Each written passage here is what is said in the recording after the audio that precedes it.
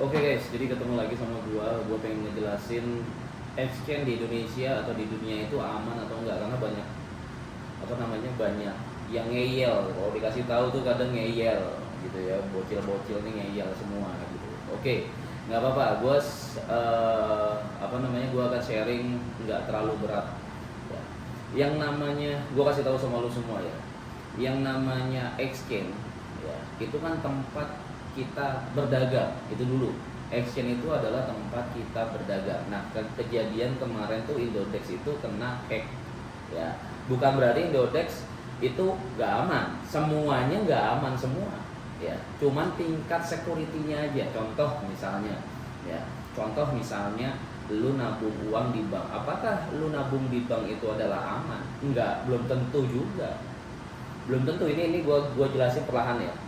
Belum tentu lu nabung uang lu di bank itu aman, karena banyak juga bank-bank yang pilot dan akhirnya ya, kemarin yang orang deposito yang Sidoarjo sana ya, salah satunya di bank apa gue lupa ya, di Sidoarjo itu dia taruh duit 75 miliar ya, ketika depositonya dicairin tidak bisa ya kan. Berarti apakah kita nabung di bank itu aman? Enggak aman.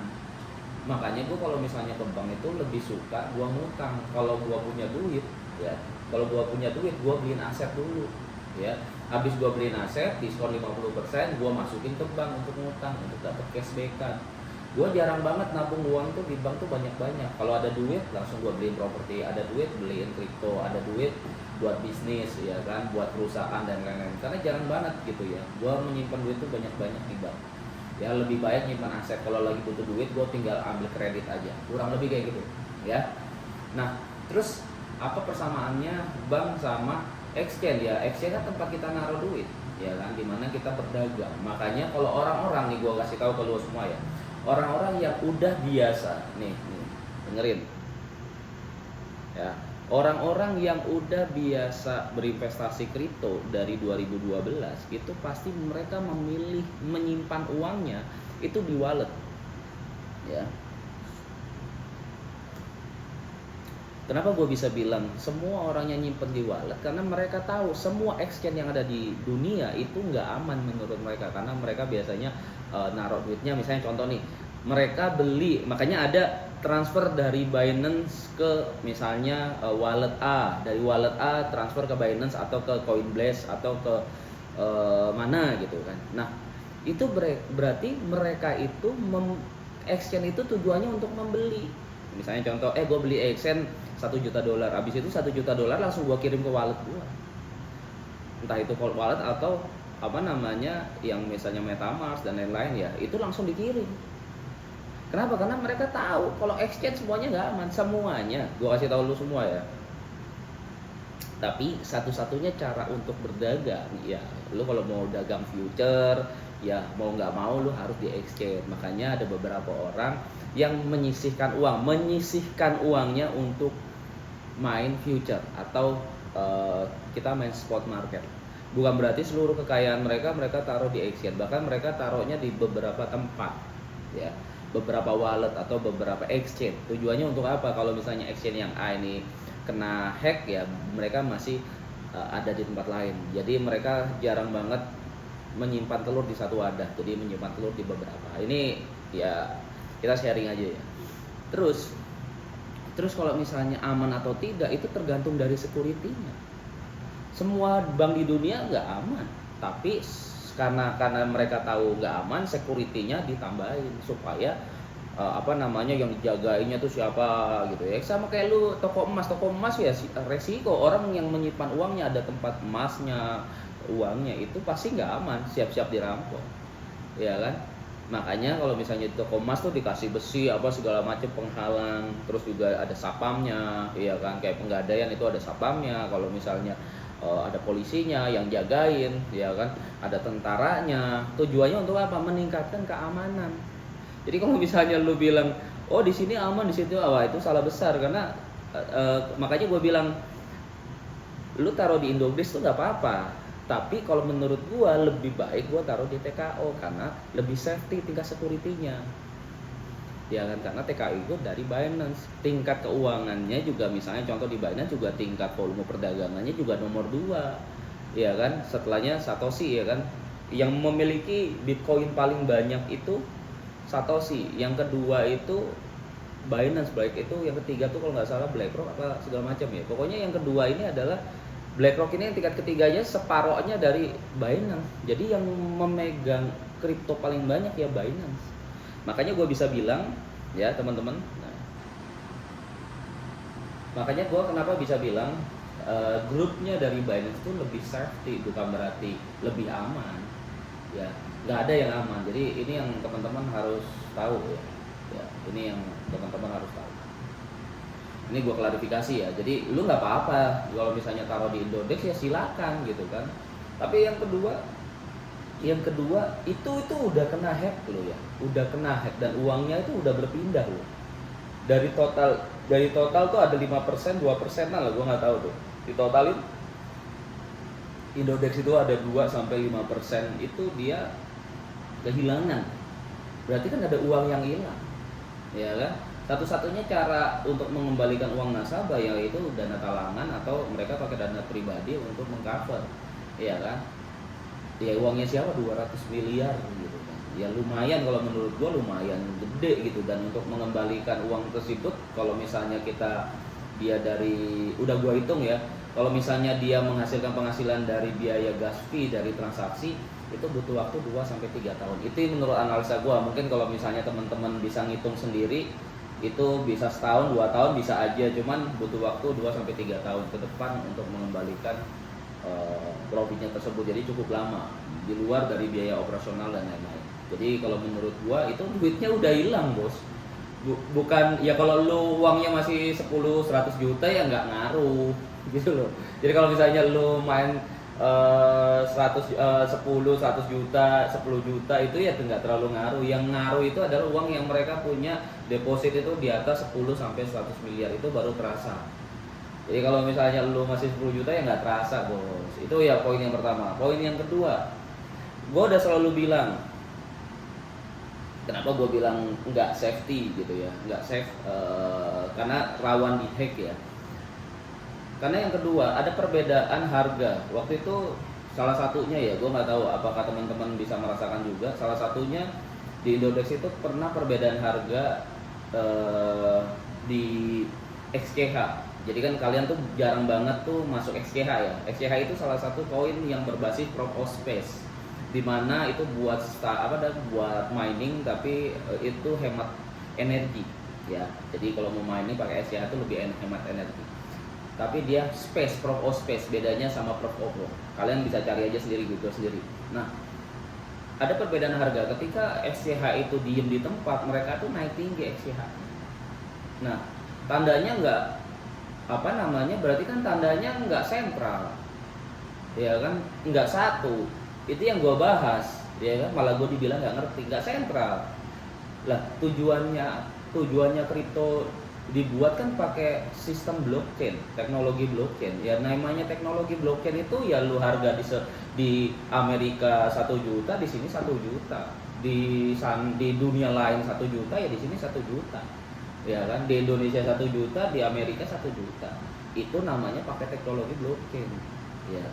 Kalau misalnya tidak pakai teknologi blockchain, harganya ya di sini 1 juta, mungkin di sana 2 juta. Itu yang terjadi. Nah, makanya gue juga bingung kenapa kok ketika haters gua tanya kenapa kok bisa berbeda harganya, nggak bisa jauh. Dibilang ada member gua kan, salah satu member gua bilang, wah lu nggak ngerti apa-apa bang, gini gitu kan. Gua tajarin, kalau gua nggak ngerti apa-apa, coba lu jelasin kenapa XCH perbedaan harganya tuh jauh banget. Kalau dikit is okay lah. Misalnya contoh di Binance 58, sekarang kan harga BTC kan 58.100, di Binance 50 misalnya, ada perbedaan 50, itu is okay gitu. Tapi kalau perbedaannya mungkin bisa sampai signifikan 2 kali lipatnya, itu kan ya berarti kan tidak sentral sih harganya. Ya kayak tujuan kenapa orang-orang memilih kripto dibandingkan bank, ya kan? Karena misalnya contoh nih, kalau di bank nih tidak sentral ya, gua kasih tahu ya, tidak sentral itu dia tertutup, masing-masing tertutup. Contoh lu nabung di gua, ya kan, lu nabung di gua 100 juta 1 miliar gitu kan, otomatis gua kan duitnya ini kan gua pinjemin ke orang, yaitu kredit, masuk deposito gua kreditin keluar kan. Pertanyaannya adalah kenapa setelah gua kreditin keluar duit lu masih di situ 1 miliar. Gua ulangin nih, lu masuk nih, gua ulangin nih ya, contoh duit lu masuk ke sebuah 1 miliar, terus habis itu kan cara untuk ngebalikin lu deposito lu kan gua pinjemin ke orang lain, gua bisnisin keluar kan. Nah gua bisnisin keluar ya kan, ketika dibisnisin keluar habis itu gua pinjemin kan dengan bunga sekian untuk ngebalikin profit lu dan modal lu gitu. Pertanyaannya kenapa duit lu masih 1 miliar, kan duitnya udah dipakai keluar, gimana ceritanya? Ya berarti kan uang yang rekening yang lu pegang itu kan gua tetap nilainya gua update tetap 1 miliar, tapi uang lu sebenarnya udah keluar lagi, udah ke orang lain. Itu yang gua bilang tidak sentral, itu yang gua bilang tertutup. Tujuannya kita membuat blockchain ya, tujuannya kita pakai teknologi blockchain itu tertera, misalnya duit lu kesini terus kalau keluar ya berarti rekening lu udah nggak ada. Nih misalnya contoh, lu masukin ke gua 1 miliar pakai blockchain, terus habis itu exchange itu pakai untuk keluar, ya itu kan ketahuan resortnya keluar, berarti kan duit lu udah nggak ada. Itu yang gua bilang sentral. Jadi ketika duit lu kesini terus dipindahin orang lain itu ke darah.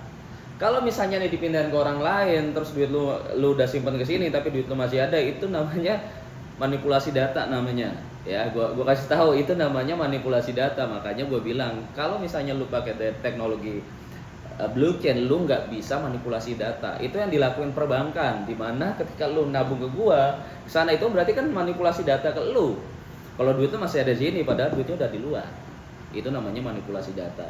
Tujuannya blockchain itu diciptakan itu untuk tidak adanya manipulasi data dan semuanya real. Nah, itu coba lu belajar sendiri deh di Google kayak di mana. Nah, itu teknologi blockchain. Makanya gue tanya kenapa harganya di Indodex itu bisa beda antara XCH yang di sini Indodex sama di XCH. Coba lu jawab dulu ya, baru kita bahas aman atau enggak. Semua exchange tuh nggak aman, jadi gue saranin ke semua Indonesia yang dia udah OJK juga tidak aman juga, karena ada berpotensi di hacker juga walaupun dia udah OJK. OJK itu kan untuk mengcover mungkin ada asuransi duitnya juga di situ. Misalnya contoh lu nabung di bank, ada asuransi uangnya 2 miliar. Berarti kan secara kalau lu nabungnya di 2 miliar berarti lebih safety. Makanya kalau misalnya lu punya 10 miliar lu pisahin aja duitnya 2M, 2M, 2M, 2M. Ya sama aja kalau misalnya exchange. Kalau misalnya ada asuransinya exchange-nya di bawah 2 miliar, ya tandanya lu main di 5 exchange aja. Kalau lu punya 10 miliar itu lebih safety karena kan di cover sama negara gitu. Jadi kenapa negara menciptakan OJK?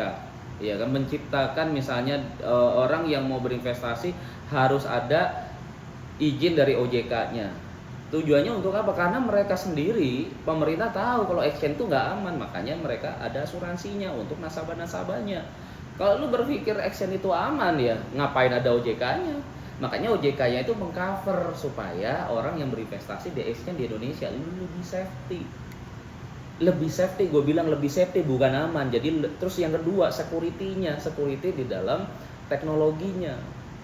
Makanya gue bisa bilang lebih safety mana? Oh gue bilang kalau lu lebih safety Indodex ya nggak apa-apa. Gue lebih safety TKO. Ya udah selesai. Tapi udah gue jelasin semua. Pertanyaannya adalah kenapa bisa berbeda antara koin ini sama di OKX sama di sini? Itu yang teman-teman harus tahu. Katanya sentral. Kenapa beda? Itu yang teman-teman harus jawab. Ya. Oke. Selanjutnya ini kurang 5 menit lagi. Oke, untuk pagi ini 58.148. Kalau pribadi gua di bulan September ini akan ada pemungutan suku bunga. Ya, itu gua lihat sinyalnya sebanyak 50 bps. Tandanya kalau 50 bps itu bisa pump ke 100.000 ya. Kalau misalnya 25 bps paling 80 lah dia sideways naik turun gitu ya. Tapi kalau udah 50 bps itu udah kencang. Dan itu menciptakan dam untuk DXY. Jadi kalau suku bunganya turun, DXY pasti tembus support. Kejadian ini terulang di 2000 berapa ya, sebelum halving sebelumnya ya, dimana ketika penurunan suku bunga sekali itu di bulan Juni kalau nggak salah ya, itu langsung dump, jadi DXY-nya turun. Nah kalau misalnya DXY turun itu menciptakan pump ke emas, terus juga saham tambah tinggi, terus juga BTC kemungkinan besar juga mengikuti. Jadi ketika emasnya pump tembus resisten lagi ya, nih ATH itu menciptakan BTC waktu itu tembus dari ATH-nya. Nah, jadi teman-teman harus tahu, itu poin yang pertama, suku bunga turun di 50 bps, ada sinyalnya ya, paling rendah 25 bps ya, tandanya minim 80 dapat lah. Nah yang kedua, CZ ini katanya diprediksi 29 September dia bakalan bebas. Itu desas-desusnya itu FOMO juga teman-teman ya. Dan juga yang terakhir itu bakalan ada meme coin muncul-munculan. Jadi biasanya setelah halving itu muncul meme baru, koin meme. Nah itu menciptakan, kalau menurut gua menciptakan all season, di mana Ethereum ini kan sekarang udah di bawahnya BTC ya. Jadi ETH BTC, ETH strip BTC itu ada di support. Kalau misalnya dia rebound itu sampai ke ATH-nya lagi, itu menciptakan all season, di mana semua altcoin dan meme coin itu pump gede-gedean. Dan this the moment kalian berinvestasi di altcoin, dimana nggak usah gede-gede ya, tetap Ethereum BTC itu paling besar volumenya, dan sisanya kalian main di 5-10% main di altcoin, karena dia bisa 10-100x, jadi ada 10x sampai 100x. Jadi informasi ini sebenarnya gua share di VIP gua, dan gimana caranya teman-teman sekarang gini ya. Kalau gua tuh menurut gua kalau menurut gua pribadi teknikal dan Fibonacci itu udah ketinggalan zaman ya, itu teknologi kuno, dimana teknikal kuno itu ya. Fibonacci, orang pakai Fibonacci itu tujuannya kalau main saham dan emas itu is okay. Teknikal lu main saham dan emas is okay, tapi kalau lu main kripto bos, udah itu bandarnya Binance, lu tinggal pakai bandar Binance aja ya, kode bandar Binance lu tinggal pakai aja, karena bandarnya dia pemegang kripto, pemegang BTC paling besar. Jadi kalau dia mau naikin ya pasti naik, kalau mau dia turunin pasti turun, percaya sama gue. Kenapa Amerika benci sama Binance? Karena mereka memiliki paling banyak setelah Satoshi di kripto, dan Amerika pengen menguasai, dan sekarang sudah dikuasai oleh Binance. Dan Binance sekalian tahu sendiri investornya dari mana, ya kan? Ya itu rahasia lah investornya dari mana. Dan kalau misalnya teman-teman mempelajari inflasi juga udah turun, ya itu kalau sudah turun pasti fix suku bunga juga bakalan turun, dan oil kemungkinan besar juga bakalan turun ya, karena efek perang sudah kayaknya berakhir. Semoga perangnya berakhir dan tidak ada perang lagi, supaya sesuai dengan analisa gua sampai Januari atau Maret BTC bisa pump gede-gedean, dan kalian bisa menikmati hasilnya pengalaman berinvestasi 4 tahun di kripto. Thank you guys, semoga informasi ini bermanfaat buat kalian. See you, goodbye.